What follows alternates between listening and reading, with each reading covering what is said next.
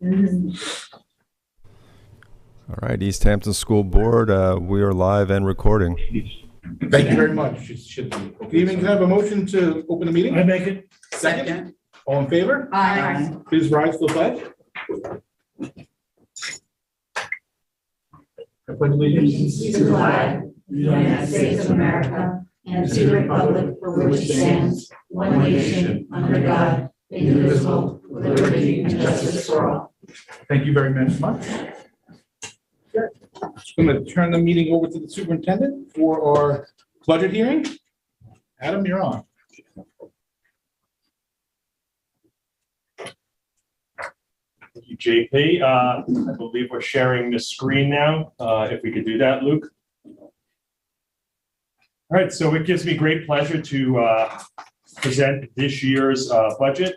One of the things I'd like to talk about before we move on is a lot of things went into this budget, and often we get lost in the numbers, and we only just think of numbers and we think of tax cap. But some of the things that kind of spurred us on this year, in formulating our proposed spending plan, we focused on student learning and student social emotional growth. This was imperative for us considering the pandemic.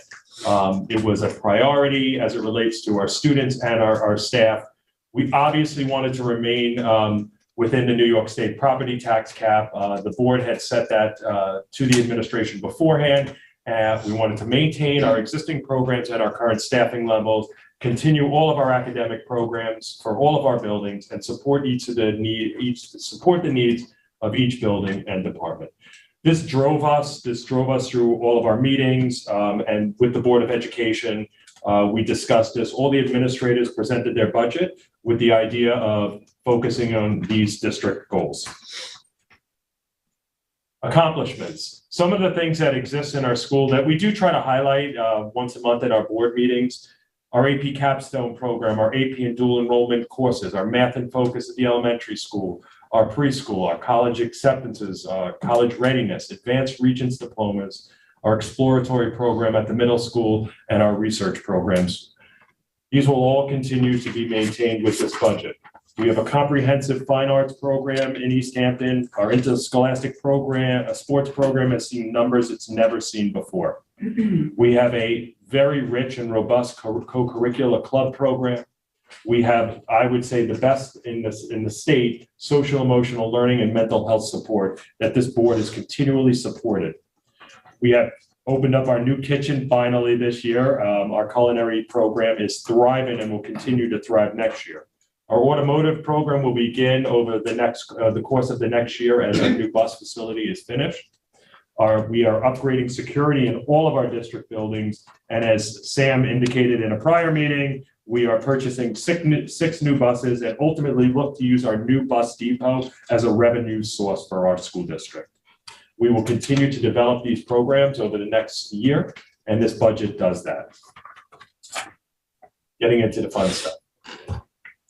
So this is really our budget to budget increases, which the board has already seen and reviewed. As you can see, the budget to budget increase was 1.79. That's budget to budget. That's not the tax cap. Most of our programs are, as you can see, maintaining as they have in the past. And one of the things you'll see, there's you see some small, the dot's not working, but anyway. So some of the increases you'll see there that fall into the full budget are our curriculum development, which in Mr. Fromm's office, that is, we are putting in some new programs as Ms. Cunith had recommended for John Marshall. And as you go through, most of our programs are just seeing very insignificant increases and all well within the tax cap. As you can see the bottom, and I'm going to turn it over to Mr. Schneider to talk about our debt transfer because there is a significant decrease in that area, and he will talk about that a little bit. Thank you very much, Mr. Fine, and good evening to the Board of Education. So as we talked about a couple of meetings ago, what we're going to be able to do in order to purchase some additional buses beyond what the budget would normally allow is that we're going to pay down the debt for the new transportation center by some of the proceeds of the debt. We're able to bring in the project significantly under budget. You are permitted by law to be able to pay down debt from the proceeds of the sale of the debt. And then we're going to take that money that had been appropriated in the budget, transfer it into our transportation codes, and be able to purchase additional buses. The board will remember, we didn't purchase any buses this year. There is a definite need to replenish the fleet, to move older vehicles off the fleet, which become more expensive to maintain, to bring in newer vehicles. So that's what we're aiming to do next year. So of course, this is the expenditure budget, meaning what we're spending. You can see $76 million, $76.5 million. That's where the expenditure budget lays out. So then the revenue budget is how do we pay for this?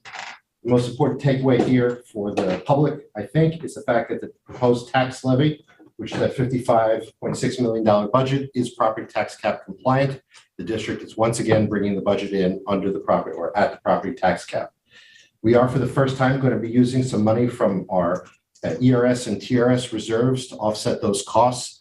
These are savings accounts that the board has set up. Money has gone into them over the years, and we're going to take money out of those reserves in order to offset the cost of our mandatory contributions to retirement systems.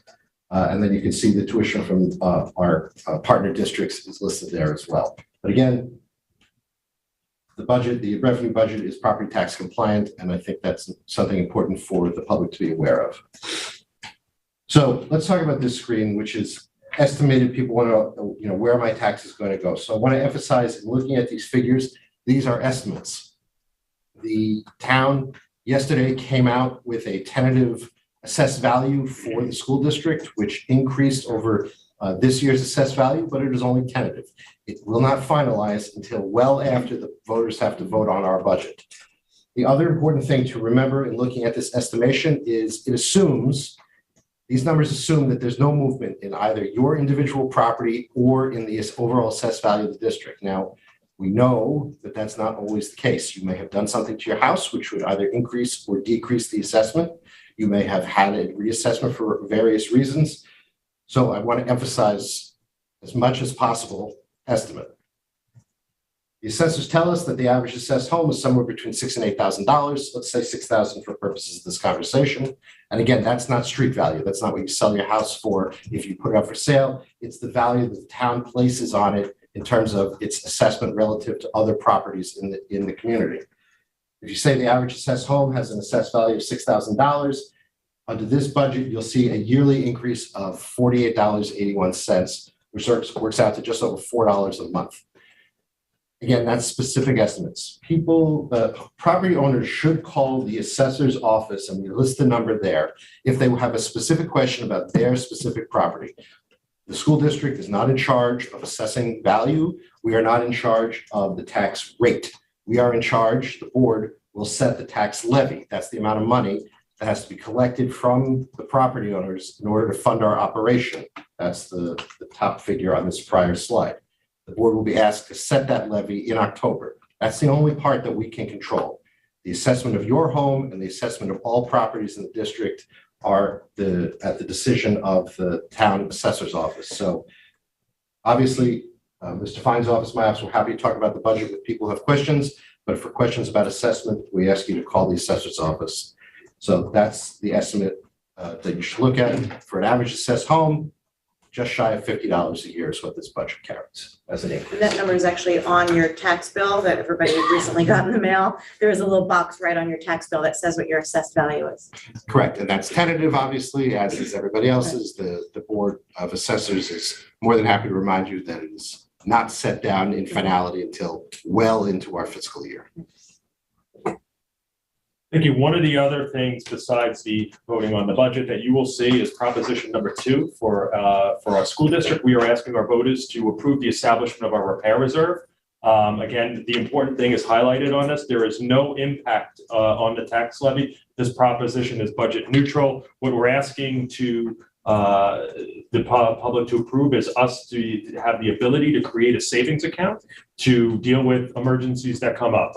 And Sam likes to always say it's things that have decayed, deteriorated, weather, broken, torn, or inoperable. We almost had some of that last Friday, as some of the public knows, as our sewer system backed up, our septic system backed up a little bit. Thankfully, that was clogged. We got through that. But for example, we had some issues during the winter this year with our boilers. We were able to fix those issues. If, for instance, one of our boilers went, at this point, we would have asked, I think we have a budget, we have a public hearing, and we decide that the board could pull some money to pay for that. It's only an emergency repair reserve fund. Again, it is not something we're asking the community to pay money into. If, myself, Sam, and the board at the end of a year find that we have some unencumbered money, we would be putting excess fund balance into this to create this savings account to deal with some of that. And obviously with some aging buildings and pipes and whatnot, this is kind of important for us to have. And there are a number of things that we have to keep maintaining in our district to make sure we don't have any major things happen. Yep. We don't have a repair reserve fund yet. No, we do not have this. What are we, so the board, will they have an amount of money? What are we saying that, Just authorizing the, so Yes. just authorizing the account, like we 2 years ago, the voters very smartly, I think, approved our capital reserve fund for the very first time. So it's basically just authorizing us to set up the savings account, basically. but what's gonna be that amount? Yes, so I just want to be, because Jackie brought it up, I want to be very clear. With again, we are greatly appreciative for that capital reserve fund, which we set up, but to access the money in the capital reserve, we have to go back to the voters and get permission to access that money. We're not asking them to give us more money to access. In this type of account, this is a savings account, and Okay, so the proposal going before the voters is that it would have over its lifespan a maximum of not more than $5 million in it. But what that means, and this is tricky, so let's make sure we understand this. It means that we cannot, through the board appropriation, put more than 5 million in total. If you were to put in 3 million, take out 2 million, it's not like you could put another 4 million in. You've now hit the number 3 and you only have 2 left. So once it goes You do a new one in, if you need to. sorry. And you would do a new one if you needed to. The board could ask the Right. voters to do it if you need to. The money goes in with board vote at the end of the year, come June. We will ask the board to put money into various reserves depending on how our budget shakes out in terms of what's left over. The budget, right? It's an aspirational document. It's a plan. Not every contingency in the budget is realized. Some things don't come to pass. That's smart budgeting. So then we would ask the board to appropriate money that's left over at the end of the first year to put into reserves for years 2 and in the future. That's where the money for the repair reserve comes. And just to make one comment, if other people are watching and want the explanation, it's like if we have a year where we've appropriated, let's say $100,000 for snow removal, Mhm. and they have no snow that year, and we don't spend $100,000 for snow removal, if there's not another thing, we have the option of Yes. taking that money and putting it into the repair reserve, Exactly. so that if our snow blower breaks the following year, we have, well, I'm making that up, that's capital. I'm not gonna You use it. would use it Whatever. for Yeah, example, I if you understand. For the said, boiler, when it breaks. well, it would be that we need to repair the cracks in the hallway that are not covered by insurance. Right. We need to use it because the windows are getting old and we want to replace not all of the windows, but a handful of the worst windows. We want to use the repair reserve to put up new padding on the walls of the gym because the padding has reached the end of its useful life. Those are the kinds of things. It's not the roof blew away in a windstorm because that would be probably covered by insurance. Right. Yeah, So it's not that project. The good example is the gym pads are old. We want to replace those. There's a couple of potholes in the parking lot. We want to fix those. It's to allow you to do things so that you don't have buildup upon buildup, and then 10 years You from don't have to now, vote for it each time, once we. the board votes. The board votes Yeah. for it, the not board the public. votes. Right. Let me ask a for instance. So if I'm somebody, we use our gym, we use it all the time. Mhm. What if the gym floor isn't good anymore? That's Would one thing I was would that be That would something? be an excellent repair reserve project. Okay. Well, and the thing is it's nothing we're not gonna not fix anyway. If the boiler breaks, we've Right. got to repair it. Yes. We're not asking for additional money. We're just trying to be responsible and smooth out our budget Correct. process and say, listen, all right, there's 100,000 there and it might cost 150, but we're not Yeah. scrambling for 150. Now we're only scrambling for 50. Well, you know? particularly given the 2% tax cap, Right. what it does is, in the future, if we do have something like that gym floor and they can't pay Correct. on it, as opposed to saying, all right, well, we're not gonna be able to Close fund it. that extra Right. section of science It's- this year. right, it's- You know, it's, Or we're It's to closing the allow you gym. to do, Yeah. it's to allow you to do Right. work so that you don't have a buildup, as I was saying, a minute ago, buildup upon buildup of work, which 10 years from now would result in a hefty bond going before the public Right. with the additional tax that comes along with that. You take care of little things now. Think about it, if I may draw an analogy to dentistry, right? You go to the dentist every 6 months to have your teeth cleaned, so that 5 years from now, you don't have to have your entire you don't have to have false teeth put in because all your teeth have rotted away. You do little work at a time, you spend a little bit of money now, you don't have to spend big money later. Makes sense to me. Yeah. Hopes, so people understand what it's about and Yeah. support it. If there's any questions the community has, you could obviously call Mr. Schneider in my office, and I will gladly talk about it and explain it. But And it if- is something, again, it's gonna be on there to vote. It's And gonna if be they about- say yes to that proposal, it won't change the tax levy. Nope. And if they say no to that proposal, it won't change the tax. No, no, no. And this is some of our particulars. Budget vote is May 17th, 1 PM until 8 PM at the Board of Education room, which is the, where we usually have our voting, which is district office. If you go in through the district office entrance, right in the big room where we used to hold our board meetings, that's where the vote will be. Any questions, absentee ballot applications are available to district clerk with my secretary, Kerry Stevens, and details are right up on the screen.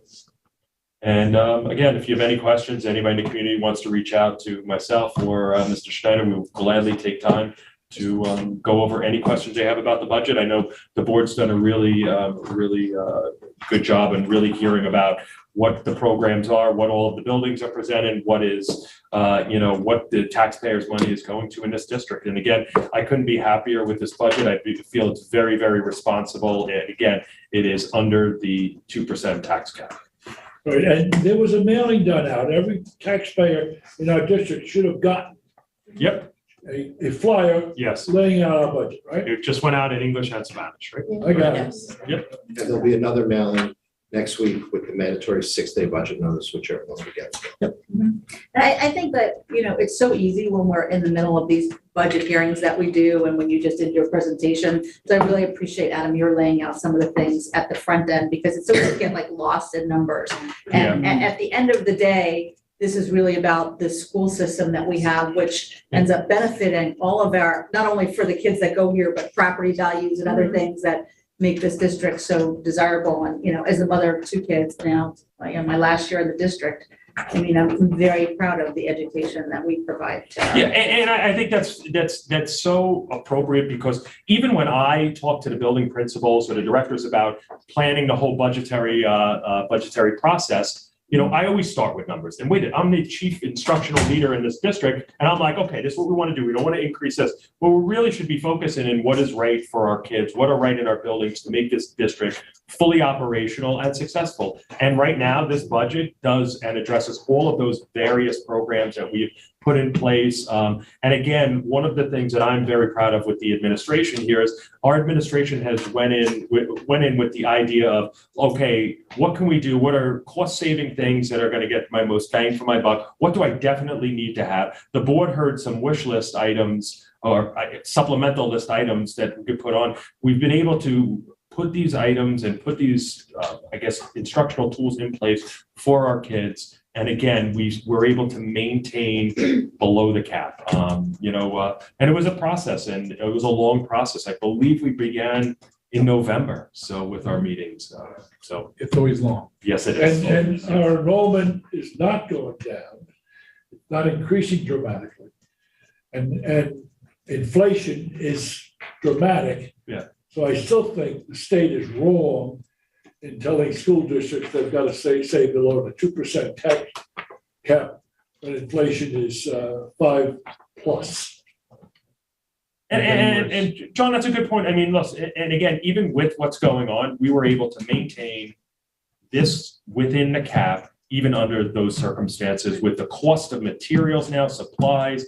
Things are, we were talking today about doing some like work we had to do equipment wise in an area. And I think some of the comments that were made to us is you could plan out what you want to do now, but don't expect anything to come in between 8 and 10 weeks from now. So we're still dealing with realistic supply chain related issues in our district. High inflation, costs have gone up, sometimes 20, 30% on items, projects that we have had quoted a month ago or a few weeks ago have gone up exponentially. So we're dealing and kind of navigating this new landscape, and pretty well with the idea of being fiscally responsible to our taxpayers. We got lucky on the bus garage too. Think about that. Yeah. Talking about paying down debt. Yeah. We had that conversation a few minutes ago. If we were building that today, we Right. may not be building it, frankly, because I don't know, But A, if once you our can get the timing was material. perfect. Yeah, if you can Yeah. get the material, Yeah. number one, and number two, even if you can, what's it gonna cost you? Yeah. There's not, that project started 8 years ago. Yeah. Mhm. So think about that. From conversation to completion, it's gonna be 8 years. Yeah. So it's crazy. Yeah. That's how government works. No, yeah, it is truly amazing. And I mean, when you look at that and coming in under budget and really fighting supply chain Yeah. issues the whole Yeah. way. Yeah. I'm looking forward to doing a grand opening for the community when we're Good. fully in place and ready to go for the next school year. Absolutely. So thank you very much. Thank you. Thank you. Excellent. Can you just say what day the budget vote is for everybody? May 17th, Tuesday, May 17th, 1 p.m. to 8 p.m. And Carrie, can you say, I know I did that the last meeting too, but can you talk about the absentee voters again and what the process is for people? So the applications are available now for anybody that would like, or it's necessary for them to request an application for an absentee ballot. The ongoing COVID pandemic is still a reason for people to be able to request an absentee ballot if they like. So we have a lot of voter information that's on our website, and we also have links to access the applications, and I also have hard copies in my office. So, just you can check out our website or certainly email me or give me a call at right up there under Mr. Fine's information, 329-4104, and I'd be happy to answer any questions or assist in any way. Thank you. Welcome. Thank you. All right. Move on. We're good with the budget. Anybody have any questions on the board or comments for the budget? We're good. All right. So we'll move on to our presentation. I'm sorry, to the high school achievements. Go on, turn to you. I'm just jealous that you get to do this, but I'm gonna introduce Ms. Smith, the high school principal. I will bring on Kevin. I know, so this is a highlight for sure. Equally as exciting as the budget.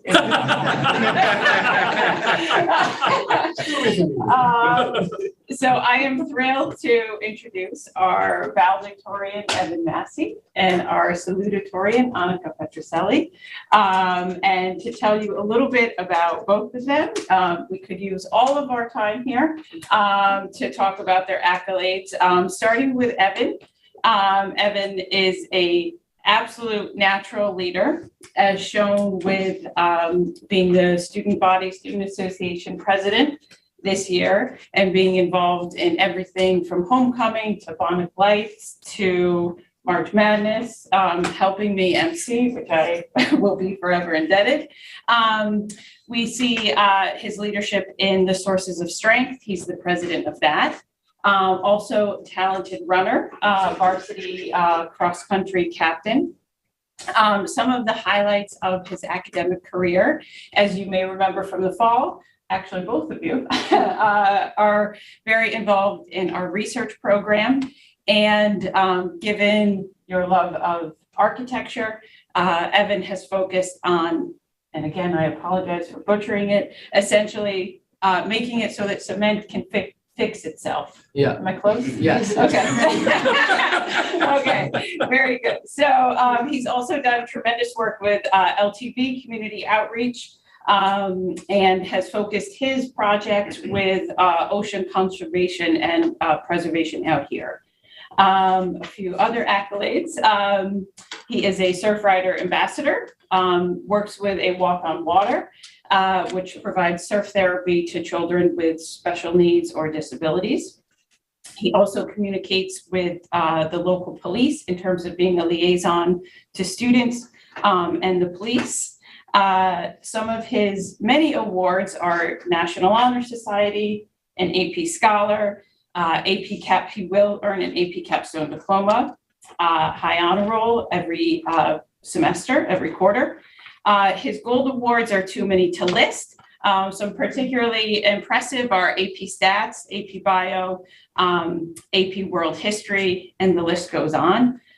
He's a scholar athlete, ranked all-state cross country, the top 20 runners in the state in 10th grade, I believe it was. And he has been working in all of his spare time as working with his family's company at Bates and Massey. And also he is a surf instructor. So we are very proud, and I'm sure his family is as well, that he will be attending Cornell in the fall.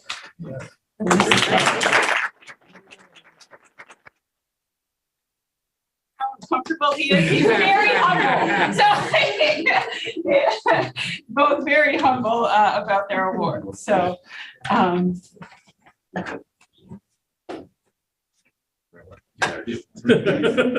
no problem. I got you back.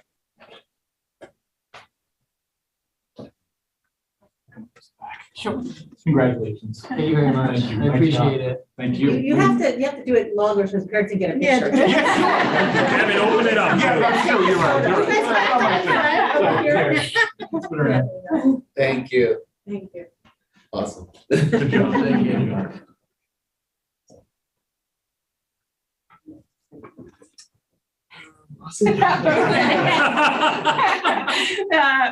So next we have our salutatorian, Annika.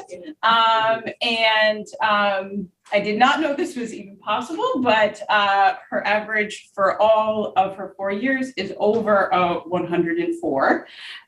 She's been on the High Honor Roll all 4 quarters. Also an AP Scholar with distinction. She received the Lawrence Green Award in Microbiology.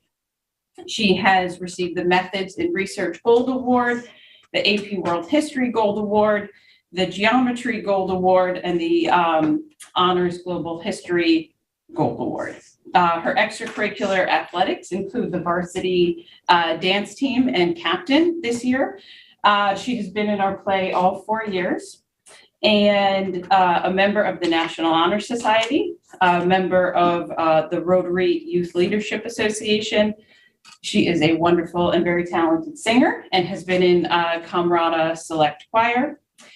She has been in our GSA, our Gender Sexuality Alliance, all 4 years, correct? No, just this year. Well, this year she was the vice president.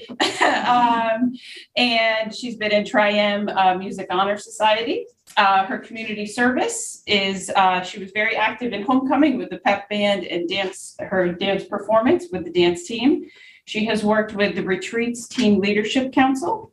And likewise in her spare time, there was work at Fresno Restaurant, and you could see that what she has chosen to get involved in her time here, she's very interested in social and political activism, and she will be attending Brown University in the fall.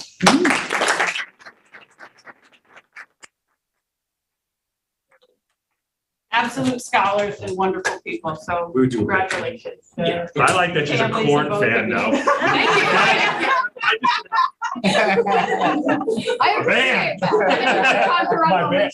I love it. Thank you. Evan, why don't we do a big picture with all the families too?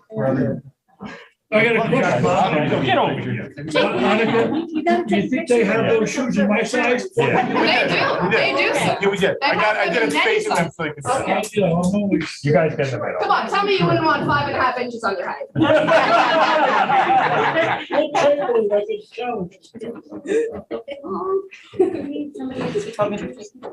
Yeah.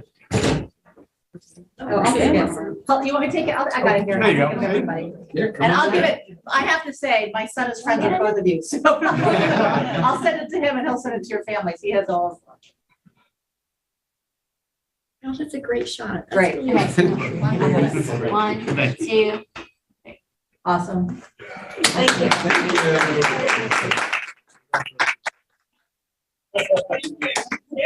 Congrats. Way better than the budget. Yeah, no, I didn't think about that. Yeah, we've spoken on it. We also have, Vanessa, we have two man misery people in that picture. That's the biggest part, but they left that part out. Right. I will have, I'll have John send it to you guys. Awesome. I'm John's mom, so he'll send it to you. Sounds good. Congratulations, guys. Congrats, guys. Well done. Very well done. Bye.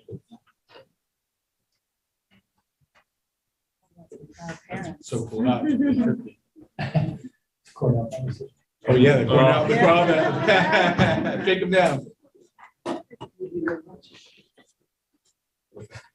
Yeah, that's where we are. Ms. Cuna? Bye, guys. That's just so lovely to see, right? Good evening, everyone. Couple of announcements and updates of the happenings at John Marshall. Today, our second graders went to the West Hampton Beach Performing Arts Center, and they saw a play called Secrets of Space, which really aligned nicely with our social emotional learning curriculum in Second Step. It was a story of two girls who dream of going to space, and the second graders had an amazing time.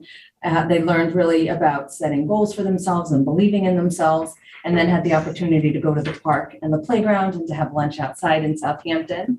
So it's just, I know that we have squeezed in quite a number of field trips for the end of the school year, and the students very much appreciate, as do our teachers, being able to expand our curriculum outside of the school walls and getting them out into the community. And they got to see a quality performance, which many of our students don't have an opportunity to see if we're not bringing them out to see those performances. And in the then last 2 years, it's nice Yeah, to have, exactly. right? And it didn't We get really how important it Field really trips is. again, Yeah. yeah. It really is important. And our 4th and 5th grade play is doing very well. Originally the plan was to have had a 4th grade play in the spring and a 5th grade, a 4th grade in the fall and a 5th grade in the spring. But since we didn't have it in the fall, they've combined in the spring. And their performance of the Jungle Book is taking off on Thursday, May 12th at 6 p.m. Thank you. Thank you. Thank you. Ms. Smith? Sorry.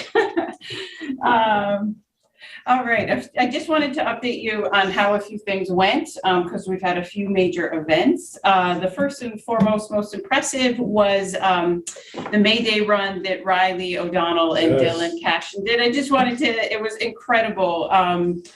They organized the 5K run at Main Beach over the weekend. On Sunday, they had a beautiful day for it.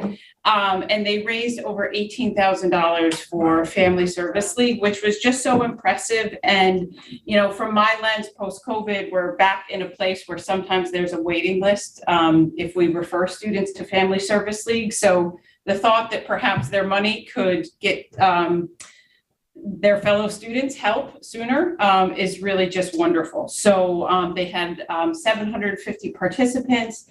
And I thought the most beautiful thing of all is they did all the work. They thought of the idea, they got the sponsors, they did everything for a great cause. So I just wanted to give them one more shout out. So hopefully this will be the first. Yes, they're hoping. And I think they had fun doing it. So I think they'll want to do it again. We also had a very successful community forum. Dr. Carderas spoke about screen addiction and Kim Laube spoke about substance abuse. It was really a great kind of combination because they spoke about how whether you're addicted to substances or you're addicted to your phone, it's really the underlying issues that we need to address, the depression, the feeling excluded, whatever it may be, that there was a lot of kind of crossover in what they spoke about. So So I think everyone found it very interesting and compelling. We saw it as a starting point to, opening up that discussion on tech and substance abuse. And we'll continue that hopefully with bringing them back to speak with our students in the fall, most likely through grade level meetings, and also to speak with our faculty in the fall. And I just also want to give a huge thank you. That event absolutely 100% would not have happened without the help of Kenny Alversa. He really did the heavy lifting with me. So I just want to give a public thank you to him, or I'm sure he's watching. So I just want to give a thank you to him. We also had our student association elections. So we had a great turnout. We had a number of students run for positions, which was wonderful to see that level of interest. Each student created a campaign video, which they were very clever and interesting and fun to watch. And our new officers have been elected, and they're already attending student association meetings, planning for the end of this year and in particular the fall. So that is off and running. It's crunch time, of course, in terms of testing, nothing new, but just, so everybody knows where we are in the high school. AP exams began yesterday. We have 3 down and a lot to go. Review sessions continue.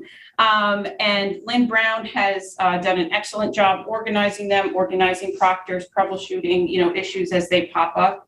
And we also have NISA SLAT testing underway. And that will round up the end of May, just about, right? Thank you to Nina and Tiffany for organizing that. We had, a lot going on in the high school. One other quick thing that we had our personal best awards organized by Julie Peterson and Marilyn Marsilio.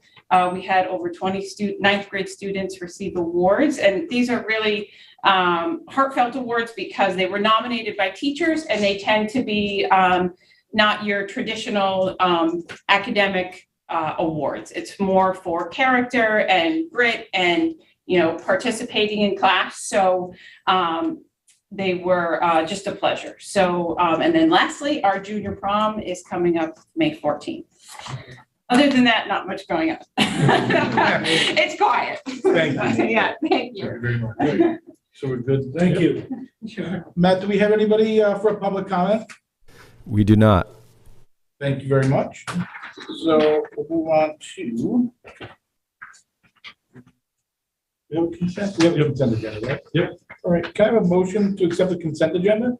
Make a motion. I'll second. All in favor? Aye. Any opposed? Number 1 of the superintendent's report and recommendations.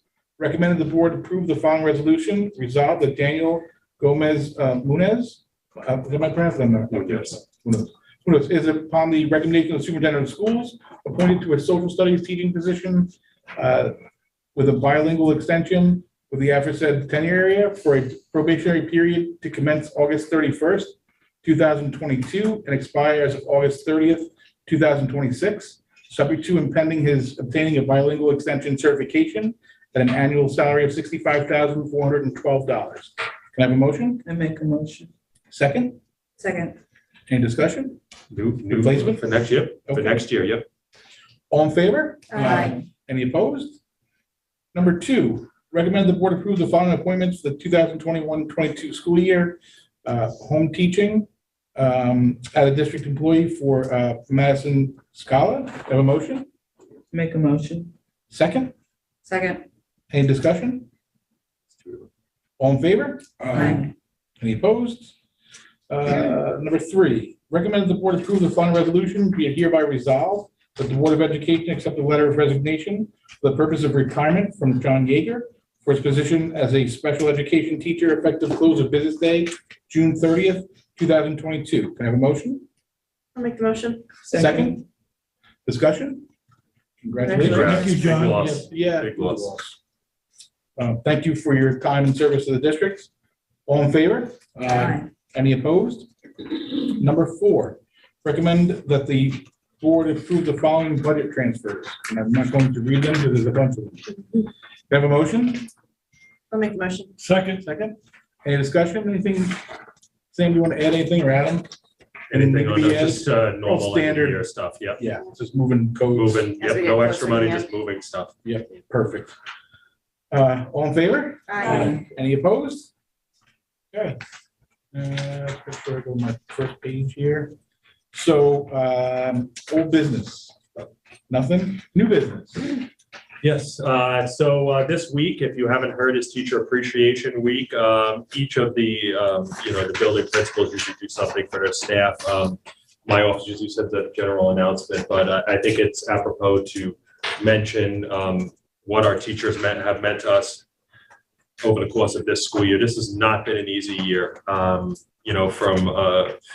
every level regarding the pandemic. I used to joke with my predecessor that I was so proud of him for staying through the pandemic before he turned over the reins to me. But now when I see Rich, I talk about the fact that, yeah, he got out just in time because this is when this year is when it really hit. And without our teaching staff, without the dedication and commitment for this teaching staff, who themselves took a huge hit through this pandemic with sickness, illness, and whatnot, and to be able to cover for each other when we didn't have subs and to really just be as flexible as they were. I know as superintendent, I know Tim as the assistant superintendent who deals with instruction, we couldn't have been more thankful and grateful. And I mean, I know it's a week, but I'm hoping that, and I think our teaching staff knows that we appreciate them every week during the year. And we are very happy for the relationship that we have forged with them. And I'm married to a teacher. Unfortunately, I have to appreciate her this week too. So, but our teachers do better. But I just wanted that the public to hear it and the board to know where we come from in this area, because it's been a pleasure. It's been difficult, but a pleasure. Thank you. All right, and then May 17th is the school district budget vote, which we talked about at the beginning of the meeting. So that'll be our next meeting that evening. So we won't have time to get another word in. So don't forget to vote.